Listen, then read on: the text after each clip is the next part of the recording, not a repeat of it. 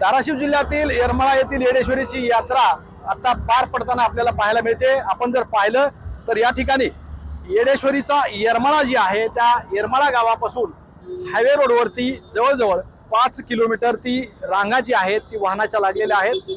वाहतूक व्यवस्था जी आहे ती पूर्णपणे विस्कळीत झालेली आहे। सोलापूर धुळे महामार्गावरती जवळजवळ 15 किलोमीटरवरती वाहनांची रांग जी आहे ती लागलेली पाहायला मिळते।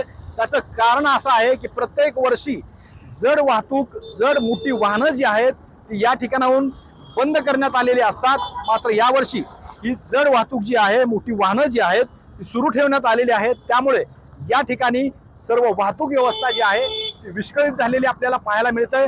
मराठवाड्यातील महत्त्वाची यात्रा म्हणून या येरमाळ्याच्या येडेश्वरी देवीच्या यात्रेकडे पाहिलं जातं। जवळजवळ 15 लाख भाविक आज येरमाळ्यामध्ये दाखल झालेले आहेत। आज मुख्य पालखी सोहळा जो आहे तो येडेश्वरीचा असतो आणि या पालखी सोहळ्यावरती हेलिकॉप्टरच्या माध्यमातून पुष्पवृष्टी सुद्धा या आजच्या दिवशी करण्यात येते। मात्र दोन्ही साईडला सोलापूर धुळे महामार्गावरती जवळजवळ 7 ते 6 किलोमीटरवरती ही भाविकांच्या रांगा जी आहेत ही वाहनं जी आहेत ती थांबलेली आपल्याला पाहायला मिळते। त्यामुळे ही भाविक जे आहेत येडेश्वरीच्या मंदिराकडे कधी पोहोचणार हा प्रश्न निर्माण झालाय। महत्वाचं म्हणजे या वर्षीच ही पहिल्या वेळी ही वाहनं जी आहेत मोठी वाहतूक जी आहे या ठिकाणी सोडण्यात आलेली आहे। त्यामुळं ही वाहतूक व्यवस्था जी आहे ती विस्कळीत झालेली आपल्याला पाहायला मिळत आहे। श्रीराम क्षीरसागर TV9 मराठी धाराशिव येरमाळा।